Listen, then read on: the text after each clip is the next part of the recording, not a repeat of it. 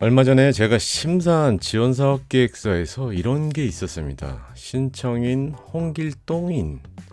정말 이게 그대로 들어가 있었어요. 샘플 양식에 있던 예시 텍스트를 본인 이름으로 안 바꾸고 그냥 제출한 겁니다. 창업자가 스스로 검토도 안 했다는 얘기죠. 이게 왜 생기는지 오늘 얘기할 건데, 혹시 이번에 창업 지원 사업 떨어지신 분들, 본인이 홍길동 씨인지 아닌지 한번 확인해 보시고 이 영상 함께 보시면 좋겠습니다.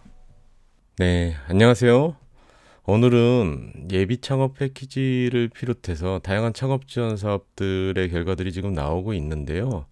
서류 평가에 탈락하신 분들, 안타깝지만 이 탈락하신 분들이 본인이 왜 떨어졌는지에 대해서 굉장히 궁금해 하실 거라고 생각이 들어요. 그래서 이 탈락하신 분들을 대상으로 서류 평가에 탈락한 이유를 같이 한번 살펴보겠습니다. 오늘 얘기할 건 세 가지예요.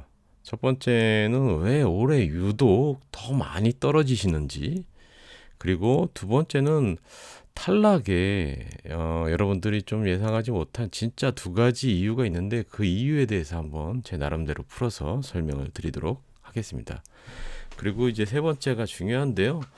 여러분들이 열심히 노력하셔갖고 는데도 불구하고 지금 탈락하셔서 많이 상심이 크실 텐데, 떨어진 다음에 뭘 해야 되는지 우리가 한번 생각을 해보는 시간을 갖도록 하겠습니다. 자, 오늘 투자자로서, 심사위원으로서, 스타트업 현장에 있는 전문가 입장에서 포장 없이 솔직하게 다 말씀드리도록 하겠습니다. 네, 많은 창업자분들이 사업에 도전하고 계시지만 사업의 평균은 뭐라고 생각하시나요? 사업의 평균은 실패입니다. 사실 굉장히 많은 그 스타트업 미디어나 통계조사기관에서 발표한 자료 봤을 때 통상적으로 창업자의 실패율은 70에서 90% 정도 된다고 알려져 있습니다. 그래서 사업의 평균 이상이죠. 사실 평균 이상이 이제 실패를 하는 게 일반적인 통계치인데, 그렇다면 지원 사업 결과의 평균은 어떻게 보실 수 있을까요? 네, 평균은 탈락이 평균입니다. 사실은 선발할 수 있는 인원은 소수인데, 이제 지원자들이 워낙 많다 보니까는 대부분의 창업자들은 굉장히 나름대로는 열심히 고민하고 준비를 하셨겠지만은 탈락하시는 분들의 숫자가 훨씬 더 많다. 그래서 상대 평가이기 때문에 어쩔 수 없이 내가 열심히 준비를 했어도 나보다 조금 더 준비가 잘 된 창업자가 있다고 한다면은 안타깝지만 떨어질 수밖에 없다. 이것이 현실이다. 이거부터 먼저 여러분들이 좀 생각을 하시고, 속상하셔도 이해하시고 좀 넘어가셨으면 좋겠어요. 네. 그래도 우리가 좀 생각해 봐야 될 부분들이 있으시겠죠. 여러분들이 며칠 밤을 새시고 아니면 굉장히 몇 달, 심지어는 몇 년 동안 사업을 준비하신 창업자분들도 계실 수 있을 텐데요. 그리고 이제 지원사업 공고가 뜨고 난 다음에는 굉장히 또 사업계획서 작성에 고민을 많이 하셨고, 상황에 따라서는 다양한 전문가를 만나본다든지 멘토링을 받으신다든지, 아니면은 지금같이 유튜브 영상을 찾아보신다든지 설명회를 참가하신다든지, 이런 다양한 노력들을 하셔갖고 작성을 하셨고 신청하셨을 텐데, 탈락 결과를 받아보시게 되면은 이런 생각을 하실 수가 있죠. 내 아이템이 정말 별론가? 내 아이템을 삼자가 봤을 때 진짜 사업성이 없다고 생각을 하는 건가? 심지어는 난 사업을 하면 안 되는 사람인가? 창업할 자격이 없나? 외부에서 봤을 때 소위 말하는 창업자의 어떤 스펙, 이런 것들이 많이 부족해 보이는가? 이렇게 생각을 하실 수도 있다고 생각이 들지만은, 그렇게 생각하시지 마시고요.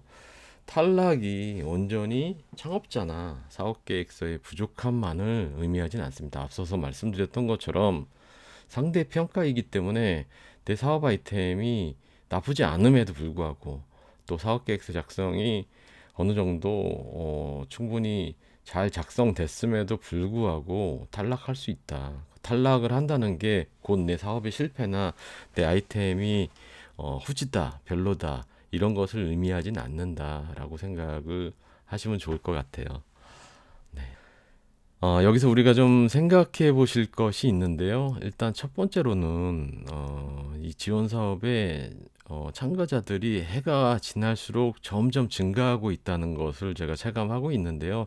아직 뭐 올해 통계치가 이제 정확하게 발표되진 않아 갖고 예년 대비 작년 대비해서 얼마나 많은 창업자들이 지원하셨는지는 모르겠지만은 그래도 선발 인원 대비해 갖고는 굉장히 많은 수의 창업자들이 지원을 하셨다는 것을 체감할 수 있었습니다. 저는 여기에 한 두 가지 측면의 이유가 있을 거라고 예상을 하는데요.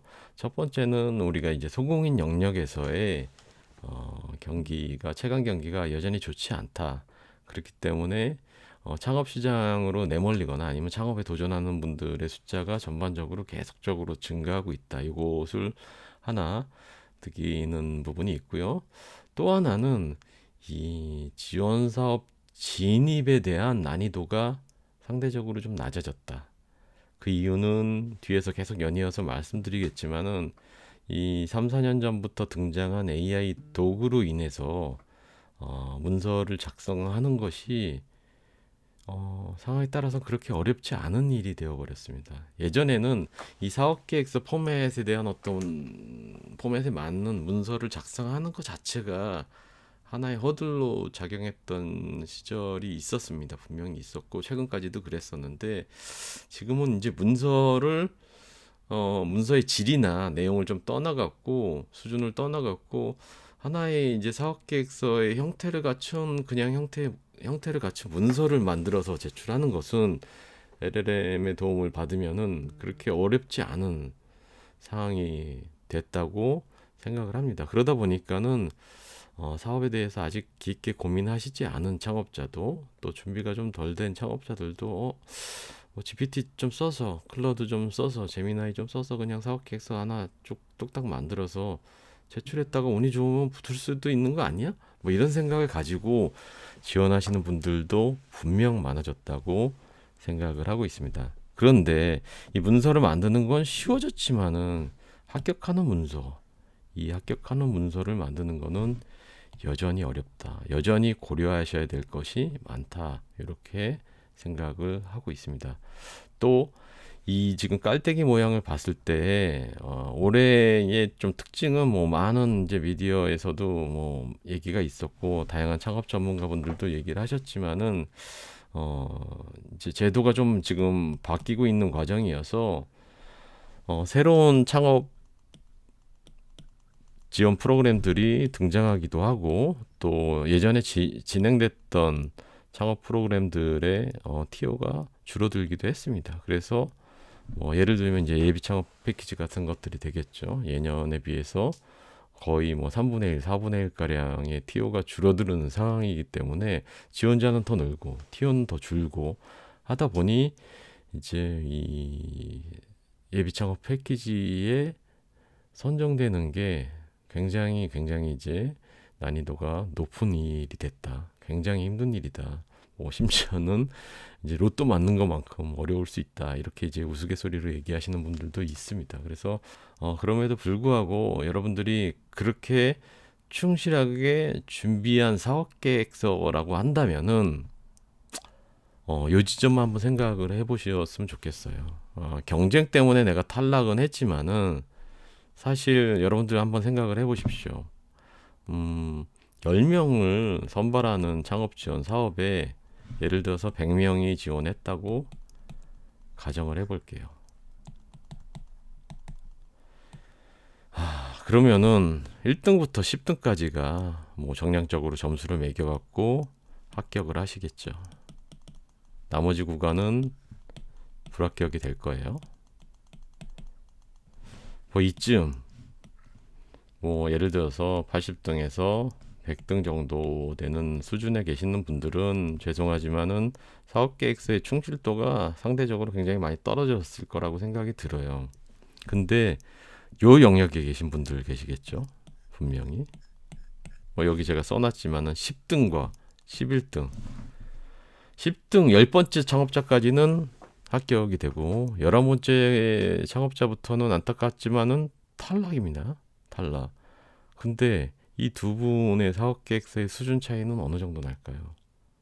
솔직히 말씀드리면은 이거는 이제 평가위원들이 보통 이제 이 서류평가 들어가면은 분과마다 한 5명 이상의 이제 심사위원들이 평가를 하는데 평가자마다 의견이 분분했을 가능성도 크고요. 또 평가하는 사람에 따라서는 10번째 창업자보다는 11번째 창업자가 더 좋다고 보시는 분들도 분명히 계셨을 수 있다고 생각이 듭니다. 다만 전체적으로 10번째 합격자가 조금 더 아쉽지만 아주 조금 더 좋은 점수를 받았기 때문에 합격을 했다. 이렇게 이제 말씀드릴 수 있는 건데요. 현실적인 차이는 크지 않다고 보입니다. 이게 제가 이제 극단적으로 10등과 11등의 차이를 썼는데 10등과 17등의 차이는 어떨까요? 10등과 21등의 차이는 어떨까요? 뭐 차이는 조금씩 있으시겠죠. 있겠지만은 그것이 극명하게 칼로 물 자를 수 있듯이 극단적으로 평가할 수 있을 정도의 수준 차이가 있지는 않을 것이다. 그래서 이 사업계획서 선발에는 좀 이렇게 말씀드리면 좀 그렇지만은 약간의 온도 따라야 된다. 이렇게 좀 말씀을 드릴 수 있을 것 같습니다. 그래서 이런 것이 이제 어쩔 수 없는 지점이고 앞서서 이제 계속 말씀드렸던 것처럼 나보다 조금이라도 준비된 경쟁자가 있다면은 탈락할 수밖에 없는 것이 상대평가의 구조다. 이렇게 좀 생각을 하시면 좋을 것 같습니다. 근데 이 모든 것을 다 그럼 운 탓으로 돌리면은 여러분들이 다음은 없죠. 그래서 이 운을 제외하고 실질적이고 사실 그리고 탈락의 가장 치명적인 두 번째 이유에 대해서 말씀드리겠습니다. 그것은 바로 근거에 대한 부족입니다. 근거 부족. 사업계획서는 일종의 주장 모음이라고 볼 수 있죠. 예를 들어서 아이템에 대한 수요, 또 판매 가능성에 대한 주장, 이런 것들이 다 이제 주장들의 연속들입니다. 주장이자 가설로 볼 수 있으실 텐데요. 주장만 하면 어떤가요, 여러분들?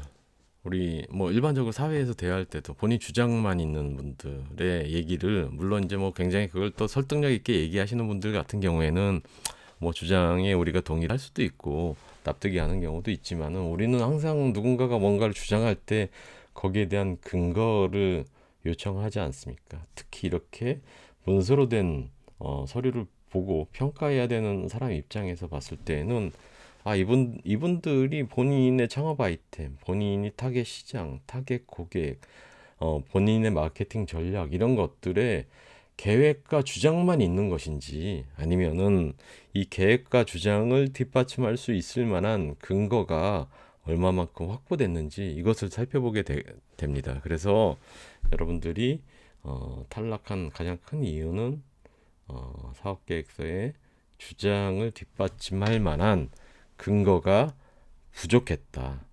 전혀 없는 분들도 계시고요. 근거가 있었지만은 상대적으로 다른 창업자 대비해서 부족했다. 이렇게 좀 생각을 하시면은 좋을 것 같습니다. 그래서 다음 장표 보시면은 여기 고수하고 하수로 좀 구분했는데 하수 고수라기보다는 여러분들 이해를 위해서는 합격자 그리고 이제 불합격자 관점으로 좀 나눠서 생각해 보시면 좋을 것 같습니다. 합격자 같은 경우에는 대체로 설득력을 높일 수 있을 만한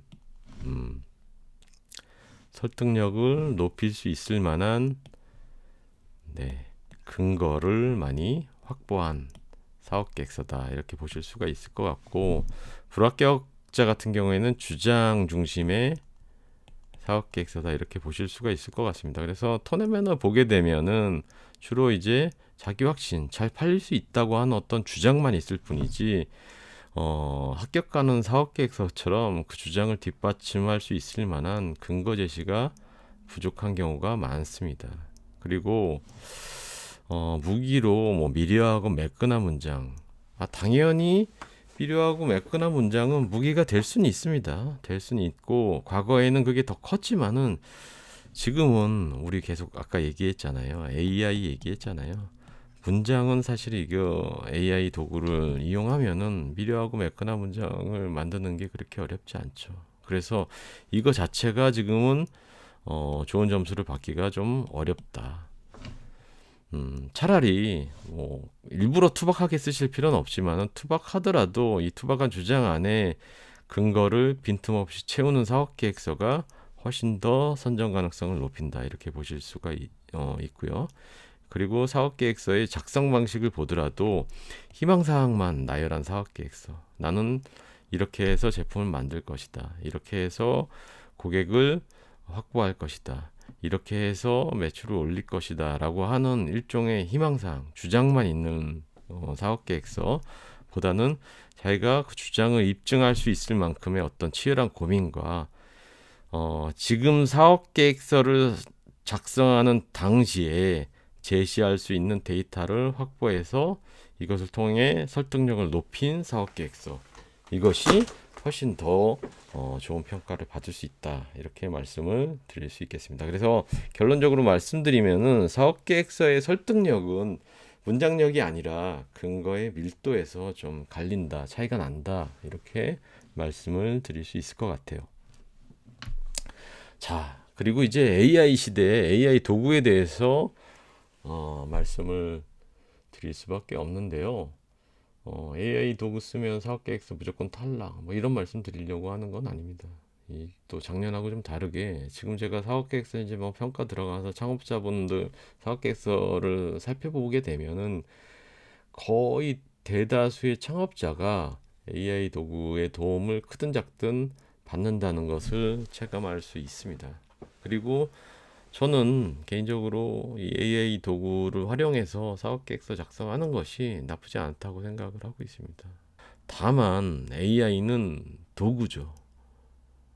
GPT가 우리 대신해서 사업을 수행해 줄 수는 없죠. 클로드가 우리 대신해서 사업을 수행해 줄 수는 없죠. 그래서 AI가 잘해 줄 수 있는 것, 이것은 우리가 사업을 준비하거나 사업계획서 작성할 때 잘 활용을 하시되, AI가 하기 힘든 것, 절대 못하는 것은 내가 시간을 들여서 치열하게 준비하실 필요가 있다. 근데 여기서 좀 중요한 게 있습니다. 이 사업을 심사하는 사람들, 평가하는 사람들은 그러면 사업계획서 내용 중에 어떤 부분에 더 비중을 두고 살펴볼까요? 여기를 더 살펴볼까요? 여기를 더 살펴볼까요? 당연한 얘기지만 이 지점을 더 살펴볼 수밖에 없습니다. 빠른 시간 안에 서류 평가를 해야 되는 창업 심사자 입장에서는 AI 도구를 통해서 미려하게 작성된 어떤 문장의 형태나 뭐 아니면은 그냥 문장 사업계획서 전반적인 구조가 짜여 있나 그렇지 않나 뭐 이런 부분들을 살펴보는 게 아니라 이분이 자기 아이템을 가지고 고객이 있고 시장이 있다는 걸 증명하기 위해서 어떠한 행위를 했고 그 행위의 결과들이 뭐였는지 이런 것들을 이제 살펴보려고 하는 거죠. 뭐 예를 들면 그게 뭐 고객 인터뷰가 될 수도 있고요. 아니 시제품을 만들어서 MVP 테스트를 수행해 보면서 고객의 반응을 이끌어 봤다든지 하는 등의 어떤 다양한 시장의 접점을 두고 검증하는 방식들이 있을 텐데, 이런 검증의 어떤 수행 과정, 결과 이런 것들을 찾아보고 살펴보게 되는 겁니다. 근데 이런 부분들의 내용이 없거나 아니면은 부족한 경우에는 선정 가능성이 낮아질 수밖에 없다. 이렇게 생각을 하시면 좋겠습니다. AI를 활용해서 구색을 갖추는 것, 그리고 기본적인 조사를 하고 초안을 작성하고 이런 것들은 좋습니다. 그리고 내가 작성한 사업계획서를 도식화한다든지 뭐 이런 부분에 있어서 AI 도움을 받는다는 것은 얼마든지 찬성합니다만, AI가 하기 힘든 부분에 대해서 내가 어떻게 보여줘야 되는지에 대한 고민들, 그런 결과 확보들 이런 것들이 굉장히 중요하다, 이렇게 말씀드릴 수 있겠습니다. 내가 그냥 프롬프트 며칠 써갖고 사업계획서 뽑아봤는데 언뜻 보기에 그럴싸하네, 만약에 운이 좋다면 합격할 수 있지 않을까? 라는 생각으로 제출하신 분들이 최소 10에서 20% 정도는 된다. 저는 이제 그렇게 생각을 하거든요. 근데 이렇게 제출하시면은 빠르게 작성하셔서 제출하신 만큼 빠른 탈락을 저는 이제 보장한다 이렇게 말씀드릴 수 있겠습니다. 여기 뭐 제가 우스갯소리 써놨는데 심사위원들을 바보로 보시면 안 되고요. 또 심사위원 한 명이 평가하는 것이 아니고 다수의 위원들이 크로스 체크를 하면서 살펴보고 있기 때문에 단편적인 사업계획서 그냥 쭉 뽑아갖고 본인도 검토하지 않은 사업계획서 그냥 들이밀고 오늘 기대하는 것은 굉장히 미련한 일이라고 말씀드릴 수 있을 것 같습니다. 심지어는 아까 이제 제가 서두에도 말씀드렸지만은 아마도 에이전트 써갖고 사업계획서를 뽑으신 분 같은데 예시 문서를 집어넣겠죠. 예시 문서에 보면은 뭐 홍길동 인 뭐 해갖고 이제 작성인 해서 이제 맨 마지막에 제출 서류 하단에 뭐 표준 양식 같은 것들이 있었을 텐데 양식을 넣고 프롬프트를 넣고 본인이 뭐 갖고 있는 어떤 소스 같은 걸 넣어갖고 아마 뭐 한 1, 2분 만에 사업계획서를 쭉 뽑으셨겠죠. 그걸 가지고 근데 읽어보지도 않고 제출하셨기 때문에 뭐 이런 부분들이 그냥 그대로 들어가 있는데 이런 사업계획서는 가지고는 지원을 하지 않으셨으면 좋겠습니다. 네. 그러면은 여러분들이 이제 어떻게 얼마나 준비하란 말이냐, 이게 뭐 내가 무슨 고시 준비하듯이 이 창업지원 사업 받기 위해서 그렇게 어떤 치열한 노력과 시간과 고민과 열정을 가지고 하란 말이냐, 뭐 그런 말은 아닙니다. 무한정 고통스럽게 사업계획서 쓰시란 말은 아니고요.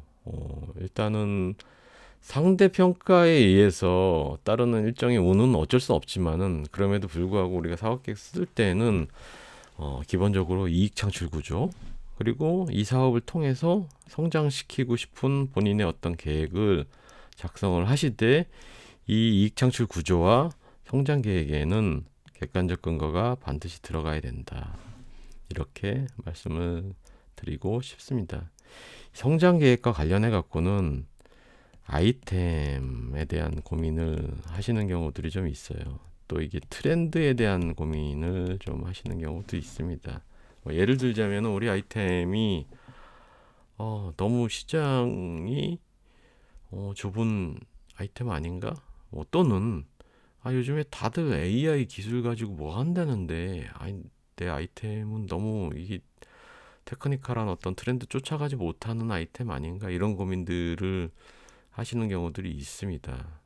물론 이제 사업을 평가하는 사람들, 전문가들 중에 이제 뭐 투자자들도 많이 들어오고 또 뭐 외부 전문가들이 많이 들어오는데 R&D를 또 중요시 하시는 분들도 많이 오시는 경우들이 많은데 물론 이제 기술을 기반으로 해서 J커브를 그리면서 점프업 할 수 있는 그런 아이템들을 더 선호하시는 분들이 많은 것도 사실이긴 합니다만 제 개인적인 생각으로는 꼭 그게 다는 아니다. 사실 그렇게 메가 트렌드를 쫓아가지 않는 아이템이라고 하더라도 창업자 본인이 충분히 경험과 노하우를 가지고 있는 아이템 그리고 그 시장에서 빠르게 성과를 낼 수 있는 아이템이라고 한다면은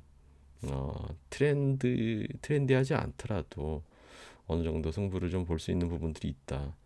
제가 이 말씀 왜 드리냐 하면은 이런 이제 메가 트렌드를 쫓아가지 않는 아이템은 선정이 안 된다고 무조건 선정이 안 된다고 오해를 하셔갖고 아이템을 굉장히 이상하게 바꾸시는 경우들이 있어요. 본인이 할 수 없는 아이템인데도 불구하고 그거를 억지로 지원 사업에 선정되기 위해서 끌어다가 억지 기술을 만들어 억지 춘향 형태의 사업 계획서를 쓰신다든지 하는 경우를 이제 종종 보고 이런 경우에는 사실 뭐 선정되기도 쉽지 않으시지만은 설사 운이 좋게 선정되신다고 하더라도 그 뒤가 더 문제가 되실 수 있습니다. 과거에 종종 그런 경우들을 제가 보기도 했거든요. 그러니까 본인이 원하지 않는 제품을 어쩔 수 없이 만들 수밖에 없는 상황. 사업비를 받았으니까 선정됐으니까는 계획서에는 이렇게 작성해서 제출했는데 이게 뭔가 기술성 있어 보이고 트렌디해 보이긴 하는데 창업자 스스로가 생각했을 때 이거 만들어도 돈이 안 되고 사업을 어떻게 끌고 나갈지 전혀 답이 없어 보이는데도 불구하고 계획을 이렇게 지출했기 때문에 억지로 꾸역꾸역 만들고 있는 상황, 이런 상황으로 가시면 안 된다, 이런 말씀을 꼭 드리고 싶습니다. 네.